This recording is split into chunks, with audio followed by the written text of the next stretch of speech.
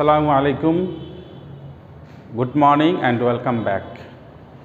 You are watching CKB Primary Online, a YouTube channel for conducting online classes of Chakuriya Pura Vidyapith.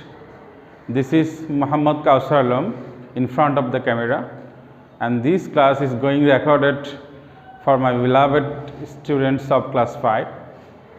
Students, how are you? I hope all of you are physically well, but a little bit worried as you are kept away from regular academic classes for almost 1 year.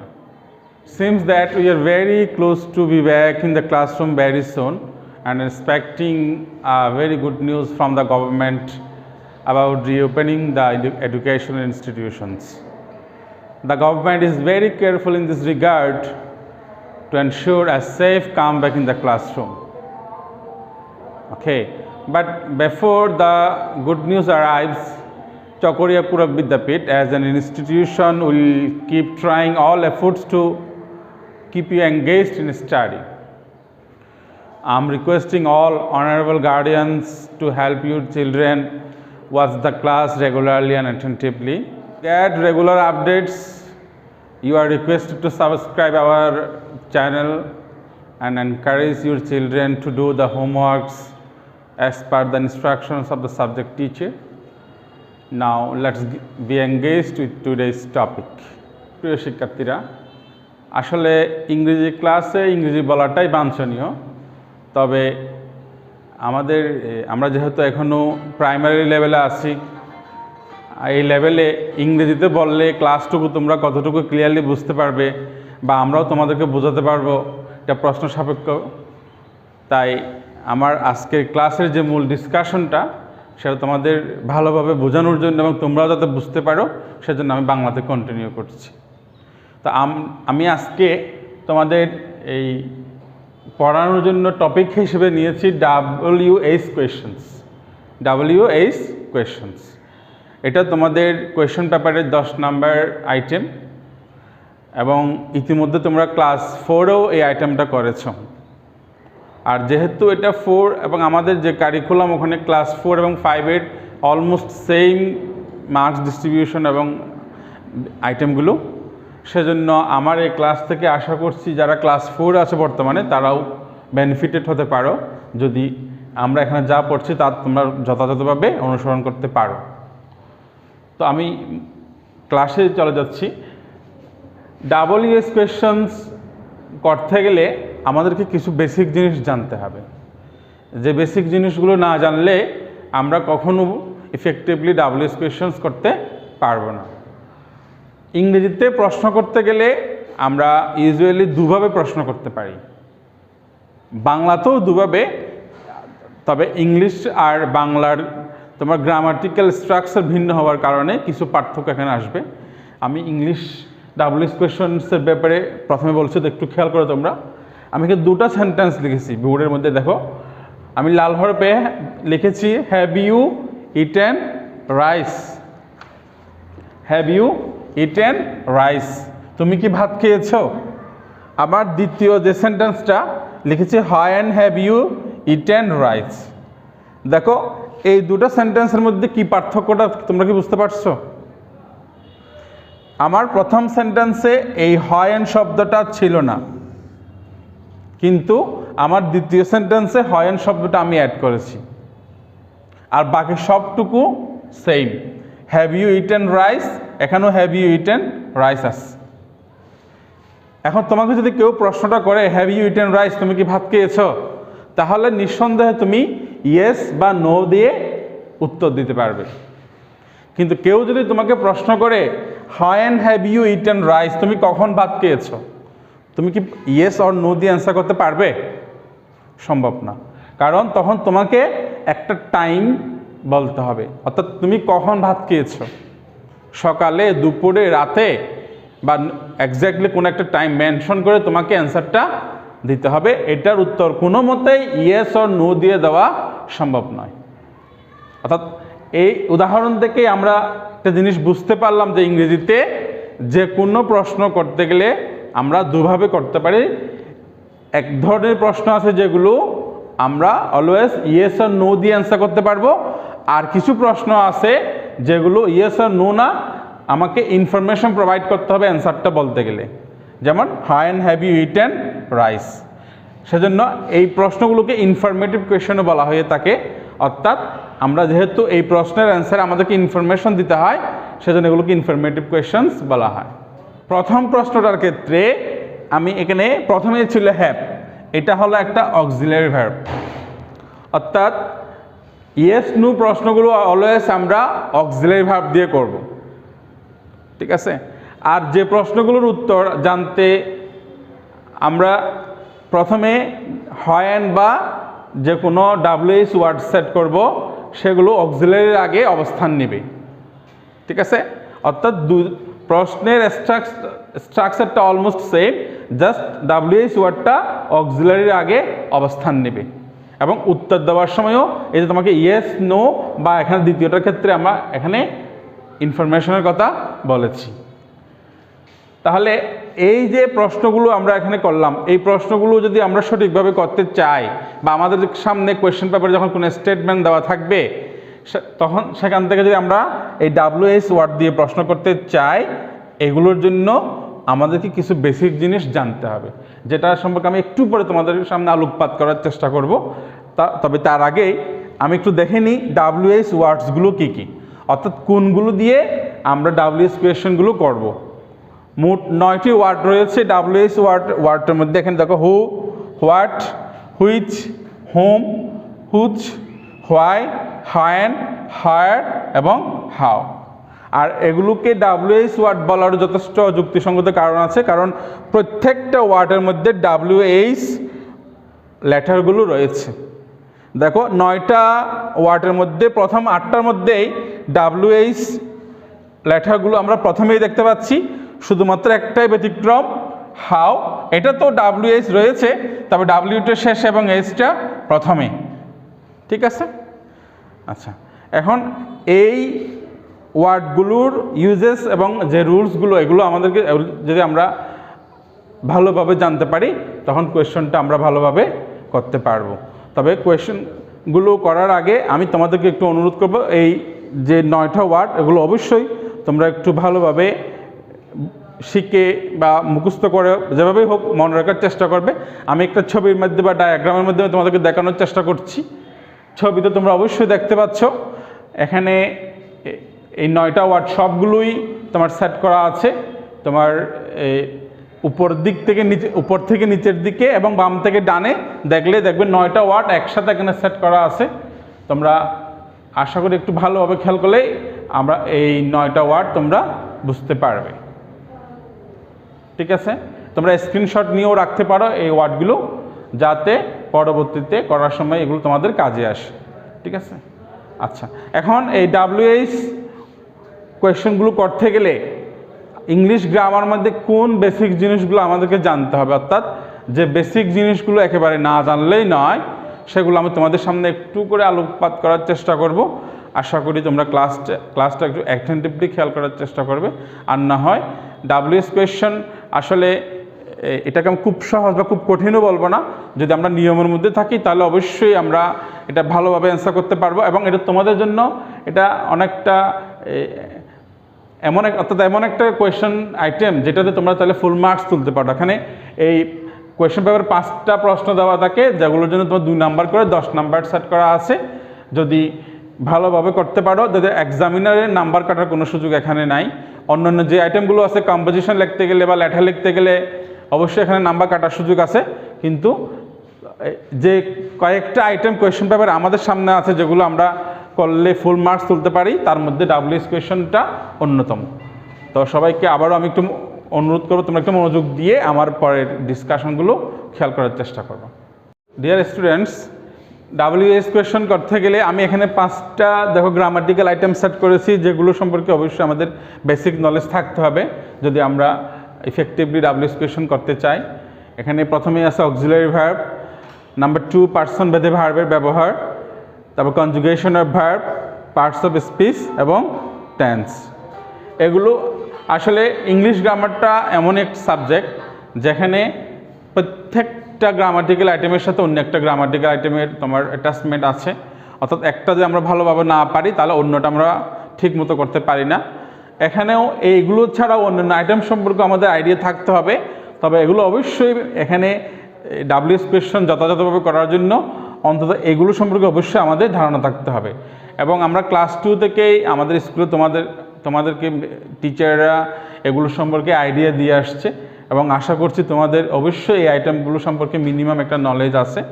আজকের এই online ক্লাসের সীমিত পরিসরে এগুলো সম্পর্কে details পড়ানো তো আসলে সুযোগ নেই, তবে আমি চেষ্টা করব একেবারে সংক্ষেপেই এই 5টা আইটেমে তোমার এই সংক্ষিপ্ত একটা রিভিউ তোমাদের সামনে করার জন্য। প্রিয় শিক্ষার্থীরা, প্রথমেই আমি অক্সিলারি ভার্ব নিয়ে তোমাদের সামনে ডিসকাস করার চেষ্টা করছি। দেখো আমি এখানে কতগুলো ভার্ব লিখেছি, যেগুলোকে আমরা এখানে সব অক্সিলারি ভার্ব। অক্সিলারি ভার্বের একটা ক্লাসিফিকেশন আছে। অক্সিলারি ভার্বকে আবার বিভিন্নভাবে to be verb, modal verb আর বিভিন্ন ধরনের ক্লাসিফিকেশন করা যায়, তবে সেটা অবশ্যই তোমাদের লেভেলে কঠিন হবে।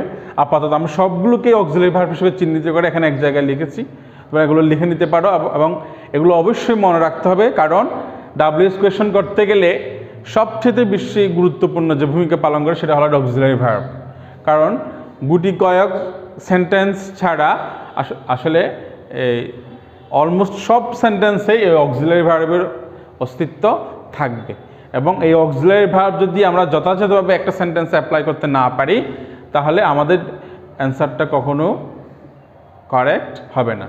দেখো এখানে লেখা আছে am, is, are, was, were, have, has, had, shall, will, can, should, could, would, may, might, dare, need. এখানে এই লিস্টটা আসলে অনেক লম্বা, আমি জাস্ট কয়েকটা ওয়ার্ড যেগুলো তোমাদের প্রাইমারি লেভেলে প্রয়োজন হতে পারে মনে করছি এগুলো লেখার চেষ্টা করছি। জাস্ট ডু, ডাজ, ডিড, এই তিনটাকে একটু আমি আলাদা করে লেখার চেষ্টা করেছি, কারণ এই প্রথম দুলানে যে তোমার এই টু বি ভার্বগুলো রয়েছে এগুলোকে টু বি ভার্ব বলা হয় এবং এগুলোকে ডু ভার্ব বলা হয়। আসলে টু বি ভার্ব এবং ডু ভার্ব দুইটাই অক্সিলারি ভার্ব, তবে দুইটার ফাংশন দুই রকম। এটা আমরা যখন ডাব্লিউএস ওয়ার্ডগুলোর রুলসগুলো একটু পরে পড়বো তখন সেটা তোমাদের কাছে ক্লিয়ার হবে। তবে এই ওয়ার্ডগুলো আপাতত তোমাদেরকে আমি অনুরোধ করি তোমরা স্ক্রিনশট নিয়ে বা খাতায় লিখে রাখতে পারবে, বা গ্রামার বইও এগুলো অ্যাভেলেবেল আছে, তোমরা অবশ্যই এই ওয়ার্ডগুলো শেখার চেষ্টা করবে। ডিয়ার স্টুডেন্টস, এবার আমি পার্সন ভেদে ভার্বের ব্যবহার একটু জানার চেষ্টা করব। ইংলিশে এটাকে সাবজেক্ট ভার্ব এগ্রিমেন্ট বলা হয়, যদিও বা এটা একটা অনেক লেন্থি একটা টপিক। আজকের এই পরিসরে ডাব্লিউএস কোয়েশ্চন যথাযথভাবে করার জন্য অন্তত যতটুকু জানা প্রয়োজন আমি ততটুকু তোমাদেরকে বোঝানোর চেষ্টা করছি। দেখো আমরা জানি যে কি পার্সন 3 প্রকার, ফার্স্ট পার্সন, সেকেন্ড পার্সন এবং থার্ড পার্সন। ফার্স্ট পার্সনের মধ্যে I, we, my, our, mine, us. আর সেকেন্ড পার্সনে ইউ, ইউর, ইউরস এভাবে। আর থার্ড পার্সনে he, she, his, her, they. একটা জিনিস তোমরা এখানে খেয়াল করার চেষ্টা করো, আমি এখানে একটি মানুষ বা প্রাণী লিখেছি, একাধিক মানুষ বা প্রাণী লিখেছি। এখানে ডাব্লিউএস কোয়েশ্চন করতে গেলে আমরা যে সমস্যাটা প্রায় সময় ফেস করি বা স্টুডেন্টরা যে জায়গায় ভুল করে, সবচেয়ে বেশি ভুল করে এই জায়গায়, সেজন্য আমি এটাকে একটু হাইলাইট করার চেষ্টা করেছি। দেখো একটি মানুষ বা প্রাণী, অর্থাৎ যখন তুমি একজনের নাম বলবে বা একটা প্রাণীর নাম বলবে সেটা হবে থার্ড পার্সন সিঙ্গুলার নাম্বার, আর একাধিক মানুষ বা প্রাণীর নাম হলে সেটা হবে প্লুরাল নাম্বার। এখানে পার্থক্যটা হলো এই সাবজেক্টগুলোর পরে যখন কোনো ভার্ব আসে তখন শুধুমাত্র থার্ড পার্সন সিঙ্গুলার নাম্বারের পরে ভার্ব থাকলে এস বা ইএস যোগ করতে হবে, এবং যখন আমরা হ্যাভ ভার্বের ব্যবহারে আসবে তখন এই থার্ড পার্সন সিঙ্গুলার নাম্বারের পরে হ্যাজ ব্যবহার করতে হবে। আর বাকি সবগুলো প্রায় অলমোস্ট সেম।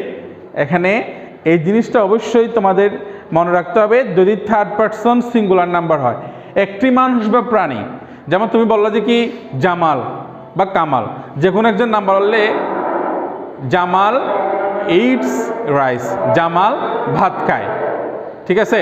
তখন আমরা দুজনের নাম, অর্থাৎ এখানে জামাল অ্যান্ড কামাল, মনে করো দুজন বা তার চেয়ে বেশি হতে পারে, যখন আমরা একাধিক মানুষ বা প্রাণীর নাম এখানে উল্লেখ করব তখন ভার্বের শেষে এস বা ইএস যোগ করতে হবে না, তখন হ্যাজের জায়গায় হ্যাভ চলে আসবে। ঠিক আছে। আর ফার্স্ট পার্সনের ক্ষেত্রে আমরা ফিউচারে শ্যাল ইউজ করি এবং সেকেন্ড পার্সনে উইল এবং থার্ড পার্সনও আমরা উইল ইউজ করে থাকি। তবে মডার্ন ইংলিশে কিন্তু first person, second person, third person 3 জায়গায় উইল ব্যবহার করলে তোমার ভুল ধরে না, অর্থাৎ সব ক্ষেত্রে তুমি চাইলে উইল ইউজ করতে পারো।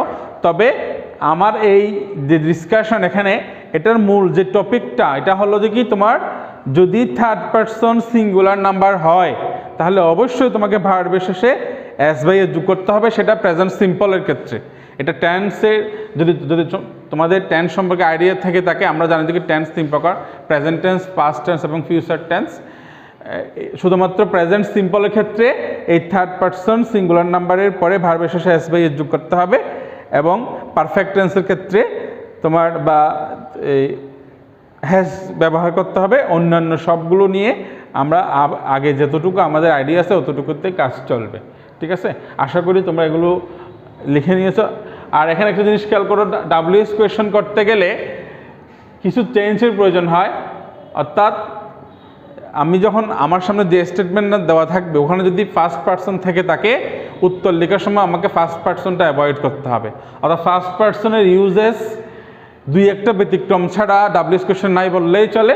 সেক্ষেত্রে আমরা আই থাকলে আইকে আমরা ইউতে কনভার্ট করব, মি থাকলে ইউ, মাই থাকলে ইউর, উই থাকলে ইউ, আওয়ার থাকলে ইউর, এবং আস থাকলেও ইউ। এখানে একটা হলো সাবজেক্টিভ, একটা অবজেক্টিভ আর একটা পসেসিভ রূপ, এটা অন্য বিষয়। কিন্তু এই জিনিসটা অবশ্যই আমাদের মাথায় রাখতে হবে। এখানে এই শব্দ যেগুলো আমি এখানে লিখে দিলাম এগুলো তোমার ডাব্লিউএস কোয়েশন করতে গেলে অবশ্যই তোমাদেরকে চেঞ্জ করতে হবে। অর্থাৎ এই সাবজেক্ট ভার্ব এগ্রিমেন্টের মধ্যে পার্সন ভেদে যদি ভার্বের যে অ্যাপ্লিকেশন সেটা আমরা যদি যথাযথভাবে প্রয়োগ করতে না পারি তাহলে অবশ্যই ডাব্লিউএস কোয়েশন ভুল হওয়ার সম্ভাবনা আছে। সুপ্রিয় শিক্ষার্থীরা, দেখো আমি বোর্ডে 3টা আইটেমের কথা উল্লেখ করেছি, conjugation of verb, parts of speech এবং টেন্স। আসলে আজকের ক্লাসের যে সীমিত পরিসর, এখানে এগুলো তোমাদেরকে কোনো মতেই ডিটেলস বোঝানো সম্ভব নয়। তবুও তোমাদেরকে আমি অনুরোধ করব, তোমাদের গ্রামার বইয়ে এই conjugation of verb, parts of speech এবং টেন্স এগুলো আছে, এবং তোমাদেরকে আমরা ক্লাস 3-4-এ পড়িয়েছি। তোমরা এই কনজুগেশন অফ ভার্ব, যেটাকে আমরা স্ট্রং ভার্ব, উইক ভার্ব বলে থাকি, এগুলো যদি আমাদের জানা না থাকে এবং আমরা যদি টেন্স যদি আইডেন্টিফাই করতে না পারি, কারণ কিছু ক্ষেত্রে এখানে ডাব্লিউএস কোয়েশনের ক্ষেত্রে এমন কিছু ক্ষেত্র আসবে যেখানে আমি যদি টেন্সটা যদি নির্ধারণ করতে না পারি তাহলে আমি যথাযথভাবে সেন্টেন্সটা বের করতে পারবো না। তাই তোমরা একসাথে না পারো, অন্তত দিনে 5টা বা 2টা করেও যদি তোমার কনজুগেশন অফ ভার্ব এগুলো ক্লিয়ার করতে পারো তাহলে আমার মনে হয় বেশি দিন লাগবে না। তো ক্লাসটা আসলে একটু আগে যেটা বললাম পরিসর সীমিত হওয়াতে আমি এগুলো ডিটেলসে যাচ্ছি না। ঠিক আছে, এখন আমি ডাব্লিউএস ওয়ার্ডগুলোর যে তোমার রুলস এবং এগুলো আমরা কীভাবে একটা সেন্টেন্সে অ্যাপ্লাই করব ডাব্লিউএস কোয়েশন করার ক্ষেত্রে সেটা তোমাদেরকে বোঝানোর চেষ্টা করব। প্রিয় শিক্ষার্থীরা, এবার আমরা ডাব্লিউএস ওয়ার্ডগুলোর ব্যবহার আমরা একটা সেন্টেন্সের মধ্যে কীভাবে করব সেটা যাওয়ার আগে এগুলোর অর্থটা আমরা জানার চেষ্টা করব, এবং একটা বাক্যের মধ্যে এগুলো আমরা কেন ব্যবহার করব, অর্থাৎ কোন ধরনের প্রশ্নের ক্ষেত্রে আমরা কোন ডাব্লিউএস ওয়ার্ডটা ইউজ করব সেগুলো একটু জানার চেষ্টা করি। দেখো, হু অর্থ কে বা কারা, অর্থাৎ একটা স্টেটমেন্টে যখন আমাদেরকে কোনো ব্যক্তি সম্পর্কে প্রশ্ন করা হবে তখন আমরা হু দিয়ে প্রশ্ন করব।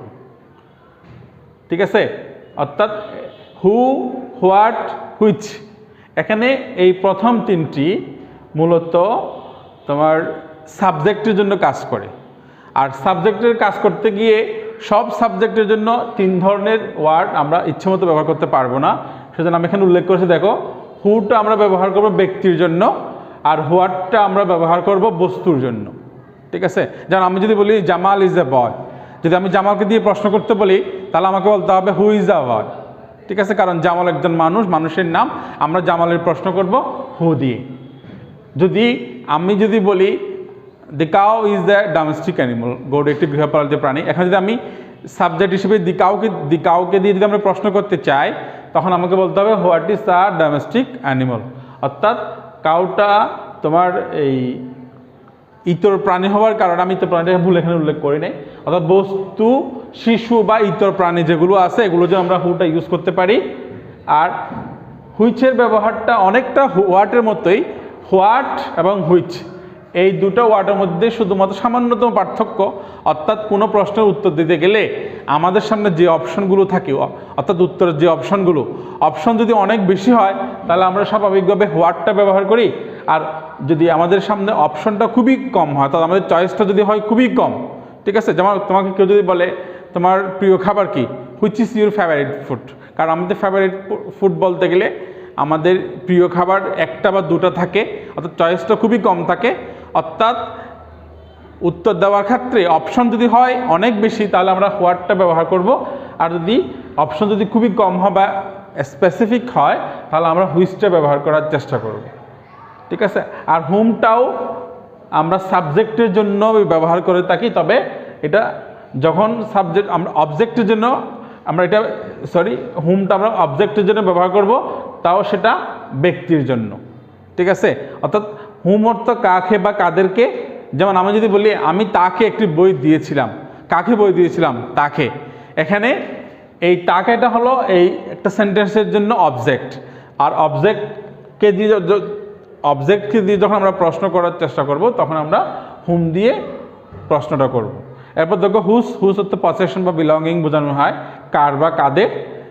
এটার ব্যবহার যদিও বা ডাব্লিউএস কোয়েশ্চন করতে অত বেশি নয়, কিন্তু আমাদের জানা রাখতে হবে। এখানে একটু আগেও পড়ানোর সময় আমি হয়তো উল্লেখ করেছিলাম একটা প্রনাউনের বিশেষ করে বা প্রত্যেকটা নাউনের 3 ধরনের রূপ থাকে, সাবজেক্টিভ, অবজেক্টিভ এবং পসেসিভ রূপ, যেগুলো তোমাদেরকে হয়তো তোমাদের এই লেভেলে অনেক বেশি কঠিন হয়ে যাবে। তবে আমরা আজকে এই পরিসরে অন্তত এতটুকু জানার চেষ্টা করি, সাবজেক্টিভ রূপ হিসেবে আমরা হু, অবজেক্টিভ রূপ হিসেবে আমরা হুম, এবং পসেসিভ রূপের ক্ষেত্রে আমরা হুস শব্দটা ব্যবহার করব। যখন আমরা সেন্টেন্সগুলো এক্সারসাইজ যখন আমরা করব তখন এই সব ডিসকাশন যখন এক জায়গায় আসবে তখন আশা করি ব্যাপারগুলো তোমাদের কাছে ক্লিয়ার হয়ে যাবে। এখন প্রথম দিকে আমরা স্টেপ বাই স্টেপ যে ডিসকাশনগুলো আমরা করছি তোমাদের কাছে অনেক জটিল মনে হতে পারে, আর এটা যেহেতু তোমাদের ডাব্লিউএস কোয়েশ্চন নিয়ে এই বছরের প্রথম ক্লাস, তাই আমাকে এই বেসিক ডিসকাশনগুলো আসলে বাধ্য হয়ে করতে হচ্ছে। যদি তোমরা একটু কষ্ট হলেও মোটামুটি বেসিক জিনিসগুলো জানার চেষ্টা করো, বোঝার চেষ্টা করো, তাহলে আশা করি সারা বছরই তোমাদের এগুলো কাজে লাগবে, ঠিক আছে। দেখো এরপরে হোয়াইয়ের তো কেন, অর্থাৎ আমাকে যখন কাউকে কারণ এক্সপ্লেন করতে যাই তখন আমরা হোয়াই শব্দটা ব্যবহার করব। আর সময় তো কখন একটা অ্যাকশন কখন সংঘটিত হয় সেটা উল্লেখ করতে গেলে হোয়েন ব্যবহার করব। আর প্লেস বা জায়গা বা স্থান নির্ধারণ করতে আমরা হোয়াই শব্দটা ব্যবহার করব। আর কত, কেমন বা কিভাবে এগুলো ব্যবহার করার জন্য আমরা হাউ শব্দটা ইউজ করব। তোমাদেরকে এই একটু আগে যে টপিকগুলোর কথা আমি বলেছিলাম গ্রামাটিক্যাল, ওখানে এই পার্টস অফ স্পিচ ছিল। পার্টস অফ স্পিচের ক্ষেত্রে বিশেষ করে তোমার অ্যাডজেক্টিভ এবং অ্যাডভার্ব যখন আমরা প্রশ্ন করি তখন আমরা এই হাউ শব্দটা আমাদের ব্যবহার করতে হয়, ঠিক আছে। তবে একটু পরে এক্সারসাইজ করার সময় আশা করি ব্যাপারটা তোমাদের কাছে পুরোপুরি ক্লিয়ার হয়ে যাবে। এখন ইংলিশ গ্রামার বলতে আসলে স্ট্রাকচার, যেটাকে আমরা বাংলা সূত্র বলে থাকি, অর্থাৎ ইংলিশ গ্রামারে যে কোনো টপিক করতে গেলে সর্বপ্রথম আমাদের স্টুডেন্টের মাথায় যেটা চলে আসে এটা হলো স্ট্রাকচার। অর্থাৎ স্ট্রাকচারটা যদি আমরা ভালোভাবে জানতে পারি তাহলে কোয়েশ্চনটা আমাদের অ্যান্সার করাটা অনেক বেশি ইজি হয়ে যায়।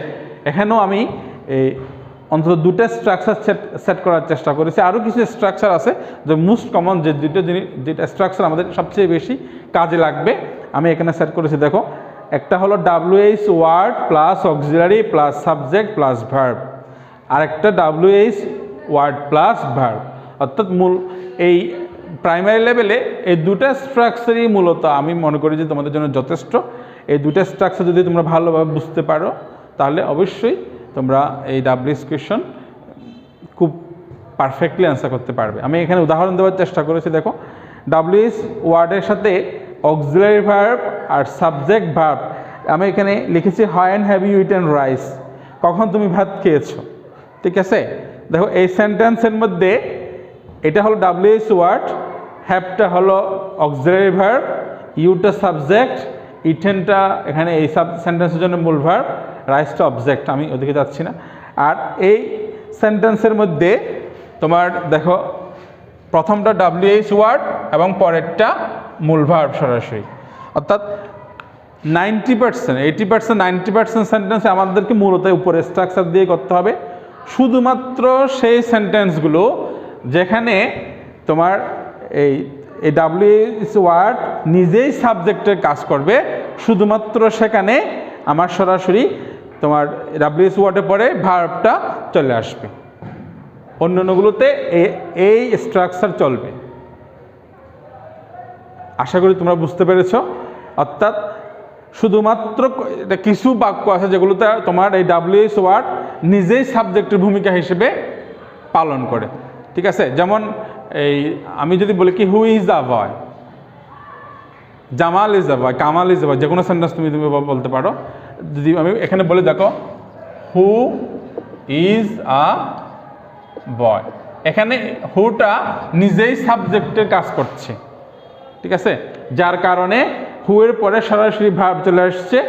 এখানে অন্য কোনো তোমার ব্যক্তিবাচক বা বস্তুবাচক সাবজেক্টের অস্তিত্ব এখানে নেই। আমি আবার বলছি, আমি একটু পরে তোমাদেরকে সেন্টেন্সের মাধ্যমে এই সব স্ট্রাকচারগুলো এক জায়গায় করার চেষ্টা করব। সুপ্রিয় শিক্ষার্থীরা, দেখো বোর্ডে আমি 5টা প্রশ্ন সেট করেছি 1 2 3 4 5 দিয়ে। এবার এতক্ষণ পর্যন্ত আমরা যে ডিসকাশনগুলো করলাম এবং যে রুলসগুলো আমরা বেসিক রুলসগুলো জানার চেষ্টা করলাম, তার নিরিখে WH কোয়েশনের মূল যে প্রয়োগ আমরা সেখানে চলে এসেছি। একটু খেয়াল করো, প্রথম সেন্টেন্সটা Adiba went to school, Adiba স্কুলে গিয়েছিল বা বিদ্যালয়ে গিয়েছিল। এখানে প্রশ্ন করতে বলা হয়েছে আমাকে আদিবাকে দিয়ে, ঠিক আছে? তাহলে এটা খুব সহজে আশা করি তোমরা বুঝতে পারছো।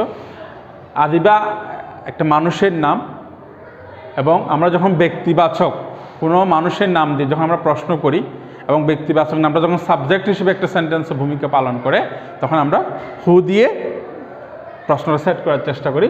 তাহলে এটা হবে হু went to school, who went to school, ঠিক আছে? দেখো এই সেন্টেন্স এবং এই সেন্টেন্স এবং এই সেন্টেন্স, অর্থাৎ 1 2 4 তিনটা সেন্টেন্সের মধ্যে আমরা সাবজেক্টকে দিয়ে প্রশ্ন করেছি, কিন্তু তিনটা সেন্টেন্সের মধ্যে উত্তর আসবে আমার কাছে 3 ধরনের। যেমন তোমাদেরকে আমি বলেছিলাম, যখন সাবজেক্ট থাকলেও সাবজেক্ট যদি হয় ব্যক্তিবাচক আমরা হু দিয়ে প্রশ্ন করব, আর সাবজেক্ট যদি হয় বস্তুবাচক তাহলে আমরা হোয়াট দিয়ে প্রশ্ন করব। তবে যখন আমরা কোনো সাবজেক্টকে দিয়ে প্রশ্ন করি, আমরা স্ট্রাকচারের মধ্যে উল্লেখ করেছিলাম, তোমাদেরকে হয়তো এক কথা বলেওছিলাম যে যখন WH ওয়ার্ড যখন সাবজেক্ট হিসেবে ভূমিকা পালন করে, অর্থাৎ সাবজেক্টের স্থান যখন নিয়ে নেয়, তখন ওখানে অন্য কোনো চেঞ্জের প্রয়োজন হয় না। অর্থাৎ তোমার সাবজেক্টের জায়গায় হু বা হোয়াট বসিয়ে দিয়ে বাকি সবগুলো ইনফরমেশন তুমি হুবহু রেখে দিলেই তোমার অ্যান্সারটা হয়ে যাবে। এখন দেখো, তাহলে the bus will start in 5 minutes, বাসটা 5 মিনিটের মধ্যেই ছাড়বে। তাহলে বাসটা আমরা জানি অবশ্যই একটা জড় পদার্থ, বস্তুবাচক জিনিস। আমরা বস্তুবাচক পদার্থকে আমরা প্রশ্ন করব হোয়াট দিয়ে। তাহলে এটা আমরা কীভাবে বলো দেখি, what will start in 5 minutes.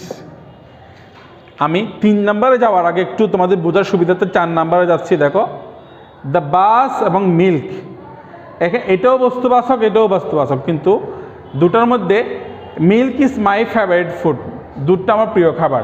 স্বাভাবিকভাবে আমাদের প্রিয় খাবারের একটা দুটার বেশি থাকে না। এবং তোমাদেরকে আমি একটু আগেও বলেছিলাম যে কি, যখন আমাদের সামনে চয়েস বা অপশনটা যখন কম হয় তখন আমরা হুইচ শব্দটা ব্যবহার করার চেষ্টা করব। অর্থাৎ এখানে আমি এটা উত্তর হবে which is your favourite food. অর্থাৎ তবে এখানে হোয়াট দিলে যে ভুল হবে ঠিক তাও নয়। অর্থাৎ হোয়াট আর হুইচের ব্যবহারটা প্রায় কাছাকাছি, শুধুমাত্র আমাদের অপশনটা যদি কম হয় তাহলে আমরা হুইচটা ব্যবহার করার চেষ্টা করব। আর দেখো এখানে এটা হবে which is your favourite food.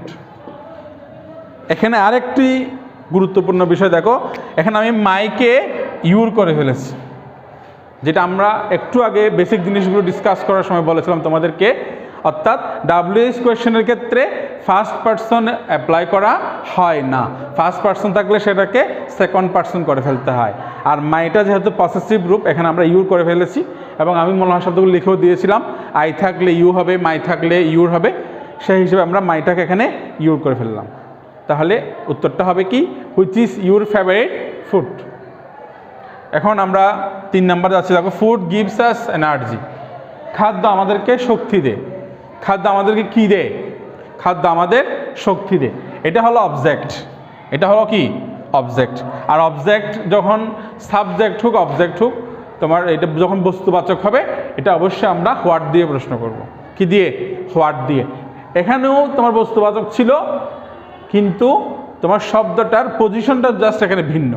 এখানে ছিল বস্তুটা তোমার এই সাবজেক্টের জায়গায়, আর এখানে বস্তুটা এসছে অবজেক্টের জায়গায়। তবে উত্তরবেলায় আমাদের সেম, এখানে হোয়াট আসবে, এখানেও হোয়াট আসবে, আর বাকি স্ট্রাকচারগুলো আমরা যেভাবে শিখেছি সেভাবে এখানে আমরা অ্যাপ্লাই করার চেষ্টা করব। দেখো তাহলে এটা উত্তরটা আমি আগে লিখে ফেলতেছি। দেখো, what does food give us. What does food give us, ঠিক আছে। এখানে food gives us energy, what does food give us, এখানে এই সেন্টেন্সে তোমার খেয়াল করার মতো 2-3টা খুব গুরুত্বপূর্ণ বিষয় আছে, যেগুলো আমাদের স্টুডেন্টরা আমরা দেখেছি প্রায় সময় এইগুলো ভুল করে। এখানে ছিল গিভস, কিন্তু এখানে আছে গিভ, ঠিক আছে। আমি যখন পার্সনের ভেদে তোমাদের সাবজেক্ট বা এগ্রিমেন্ট পড়িয়েছিলাম, তখনই তোমাদেরকে বলেছিলাম যে শুধুমাত্র থার্ড পার্সন সিঙ্গুলার নাম্বারের ক্ষেত্রে আমরা ভার্ব বিশেষে এস বা ইএস যোগ করে থাকি। এখানেও ফুড যেহেতু থার্ড পার্সন সিঙ্গুলার নাম্বার, সেই হিসেবে এখানে ভার্ব বিশেষে এস বা ইএস যোগ করা ছিল। কিন্তু আমরা যখন প্রশ্ন করব, তখন আমাদেরকে তোমার WH ওয়ার্ডের পরে অক্সিলারি ভার্ব আনতে হয়, এবং সেটা যদি থার্ড পার্সন সিঙ্গুলার নাম্বার হয়ে থাকে তাহলে আমাদেরকে, এবং সেটা যদি প্রেজেন্ট ফর্মে হয়ে থাকে আমাদেরকে ডাজ আনতে হবে। আর আমরা ডাজ যখন ব্যবহার করব, তখন মূল যেটি ভার্ব, সেই ভার্বের পরে এস বা ইএস এর উল্লেখ থাকলে সেটা উত্তরের ক্ষেত্রে উঠে যাবে। আশা করি তোমরা জিনিসটা বুঝতে পেরেছো। অর্থাৎ দেখো, ফুড গিভস, এখানে এস ছিল কিন্তু এখানে এস নাই, কারণ এখানে আমরা অক্সিলারি ভার্ব হিসেবে ডাজ ব্যবহার করেছি। অর্থাৎ ডাজ যেখানে ব্যবহার করব, ওখানে আর মূল ভার্বের পরে এস ব্যবহার করার কোনো সুযোগ নেই, ঠিক আছে। আশা করি জিনিসটা তোমাদের কাছে ক্লিয়ার হয়ে গেছে। 5 নাম্বার সেন্টেন্সে আসছি, দেখো, ফাদার গেভ হিম 10 টাকা। হিমটা হলো হি এর অবজেক্টিভ রূপ। বাবা তাকে 10 টাকা দিয়েছিল। কাকে দিয়েছিল? তাকে। কে দিয়েছিল? বাবা। অর্থাৎ হিমটা এখানে অবজেক্টিভ রূপ নিয়েছে, আর অবজেক্টিভ রূপ যখন আমরা ব্যবহার করি সেটাকে জন্য আমরা হুম ইউজ করে থাকি। এবং একটু আগে সেটা আমরা যখন WH ওয়ার্ডগুলোর ইউজেস পড়েছিলাম, সেখানেও ব্যাপারটা উল্লেখ করেছিলাম। যদি কোনো সাবজেক্ট যখন একটা ওয়ার্ড যখন তোমার অবজেক্টিভ রূপ নেয় একটা সেন্টেন্সের মধ্যে, তখন আমরা এটার জন্য আমরা হুম ব্যবহার করব। যদিও মডার্ন ইংলিশে তোমার এটা হু ব্যবহার করলেও ভুল ধরা হয় না, অর্থাৎ এটার জন্য আমরা হুও ব্যবহার করতে পারি, হুমও ব্যবহার করতে পারি, ঠিক আছে। আমি উত্তরটা আগে লিখে ফেলি, দেখো একটু সবাই। তাহলে whom did father give 10 টাকা? whom did father give 10 টাকা। এই সেন্টেন্সের মধ্যেও খুঁটিনাটি 2-1টা বিষয় জিনিস উল্লেখ না করলেই নয়। দেখো এখানে ফাদার গেভটা হলো গিভের ফার্স্ট ফর্ম, ঠিক আছে।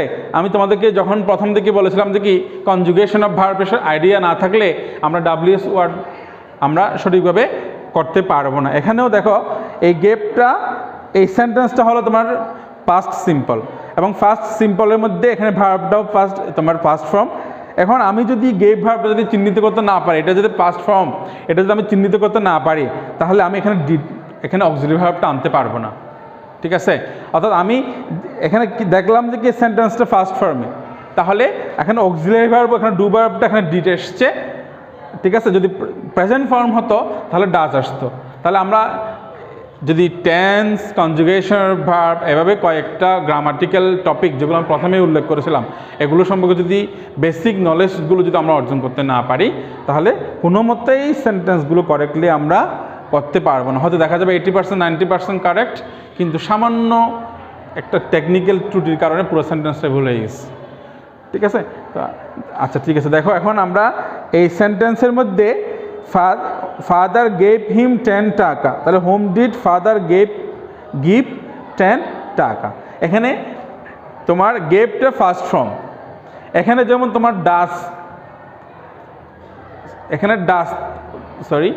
এখানে গিভস থাকলেও এখানে ডাস ব্যবহার করার ফলে আমরা ভার্বের পরে এস বা ইএসটা তুলে দিয়েছিলাম। এখানে যে গুরুত্বপূর্ণ বিষয় সেটা হলো একটা ফার্স্ট ফর্মের একটা সেন্টেন্সের মধ্যে যখন তুমি ডু ভার্ব ব্যবহার করবা, বিশেষ করে ডিডটা যখন তুমি ব্যবহার করবা তখন মূল যে ভার্ব সেটার পাস্ট ফর্ম এখানে আর ব্যবহার করার সুযোগ নাই, অর্থাৎ তখন সেটা প্রেজেন্ট ফর্ম হয়ে যাবে। এখন প্রেজেন্ট ফর্মটা যদি আমরা ওই যে বললাম কনজুগেশন অফ ভার্বের লিস্টগুলো যদি আমাদের মুখস্থ না থাকে তাহলে কখন আমরা এখানে ঠিকমতো অ্যাপ্লাই করতে পারবো না। দেখো এখানে ছিল গেভ আর এখানে হয়ে গেছে গিভ। ঠিক আছে? সাবজেক্টের পরে ডিডটা দেওয়ার ফলে আমার এখানে মূল যে ভার্বটা পাস্ট ফর্ম থেকে প্রেজেন্ট ফর্ম হয়ে গেছে। এই খুঁটিনাটি বিষয়গুলো খেয়াল করতে না পারলে আমরা সামান্য একটু ত্রুটির কারণে পুরো সেন্টেন্সটা আমাদের ভুল হয়ে যাবে। ঠিক আছে? আশা করি তোমরা ব্যাপারটা ঠিক মতোই বুঝতে পেরেছো। শিক্ষার্থীরা, আমি আরও 5টা সেন্টেন্স তোমাদের জন্য এখানে সেট করেছি। দেখো, প্রথমটা my father is at office নাও, আমার বাবা এখন অফিসে। এটা একটা প্লেস, অর্থাৎ আমার বাবা কোথায় এখন? অফিসে।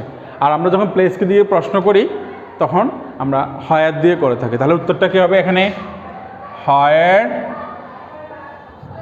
ইজ, যেহেতু এখানে মাই আছে আমি তোমাদেরকে বারবার বলতেছি এখানে ফার্স্ট পারসন ইউজ হবে না, আমরা সেকেন্ড পারসন ইউজ করব। মাই থাকলে কি হয়ে যাবে? ইউর হয়ে যাবে। Where is your father now. এরপর সেন্টেন্স দেখো, Jamal will come tomorrow, Jamal আগামীকাল আসবে। কখন আসবে? আগামীকাল। আমরা যখন সময় উল্লেখ করি সেটা সুনির্দিষ্ট টাইম হতে পারে বা কোনো একটা মুহূর্ত বা সকাল, বিকাল, রাত, 24 ঘন্টা সময়ের যে কোনো একটা মুহূর্ত হতে পারে, দিন হতে পারে, তোমার মাস হতে পারে, বছর হতে পারে। অর্থাৎ সুনির্দিষ্ট সময় যখন আমরা উল্লেখ করি তখন সেটা আমরা হোয়েন দিয়ে প্রশ্ন করি। তাহলে এটা কী হবে? When will Jamal come, when will Jamal come. এরপর we are sweating because of hot weather, গরম আবহাওয়ার কারণে আমরা ঘামাচ্ছি। গরম আবহাওয়ার কারণে আমরা ঘামাচ্ছি। তাহলে আমরা যখন কোনো কারণ ব্যাখ্যা করব, একটা প্রশ্নের মধ্যে আমরা কোনো কারণ ব্যাখ্যা করব তখন অবশ্যই আমরা হোয়াই দিয়ে প্রশ্ন, অর্থাৎ কেন। একটা সেন্টেন্সের মধ্যে যখন আমরা কেনর উত্তর খুঁজতে যাব তখন আমরা হোয়াই দিয়ে প্রশ্ন করব। তাহলে এটা কী হবে? Why are you sweating. এখানেও দেখো উইটা ফার্স্ট পারসন ছিল, আমরা উত্তর করার সময় উইটাকে কী করে ফেলেছি? সেকেন্ড পারসন ইউ করে ফেলেছি। অর্থাৎ আই এর জন্য ইউ হয় আর উই এর জন্যও কী হবে? ইউ হবে। পরের সেন্টেন্স দেখো, হি ইজ অনেস্ট, সে সৎ। এটা একটা অ্যাডজেক্টিভ, এটা একটা অ্যাডজেক্টিভ। আমরা অ্যাডজেক্টিভ অ্যাডভার্বগুলো আমরা সবসময় হাউ দিয়ে প্রশ্ন করার চেষ্টা করব এবং কত, কেমন, কিভাবে। এবার আসলে হাউয়ের ব্যবহারটা ডাব্লিউএস কোয়েশনের মধ্যে অনেক লম্বা, আমি আজকের ক্লাসে আসলে সব কিছু ব্যাখ্যা করা সম্ভব নয়। আমি ডাব্লিউএস কোয়েশন নিয়ে প্রয়োজনে পরে আরেকটা ক্লাস নিয়ে এই তোমার এগুলোর মধ্যে যে এডিশনাল যে রুলসগুলো আছে প্রত্যেকটা ওয়ার্ডের মধ্যে বেশ কিছু এক্সেপশনাল এবং এডিশনাল রুলস আছে যেগুলো আমি আরেকটা ক্লাস নিয়ে তোমাদেরকে ব্যাখ্যা করার চেষ্টা করব। দেখো আপাতত এই যে সিম্পল ইউজগুলো এগুলো একটু আমরা জানার চেষ্টা করি। দেখো, হি ইজ অনেস্ট, সে সৎ। তাহলে সে কেমন? সে সৎ। হাউ দিয়ে প্রশ্ন করলে এটাকে হবে হাউ ইজ হি। পরের সেন্টেন্সটা her book is on the table, her book is on the table, অর্থাৎ তার বইটা টেবিলের উপর। কার বইটা টেবিলের উপর? তার বইটা। এটা হলো পসেশন, মালিকানা বোঝায়, অর্থাৎ যেটাকে আমরা পসেসিভ রূপ বলে থাকি। এটার জন্য আমরা হুজ ব্যবহার করব। কী ব্যবহার করব? হুজ। তাহলে উত্তরটা কী হবে? হুজ বুক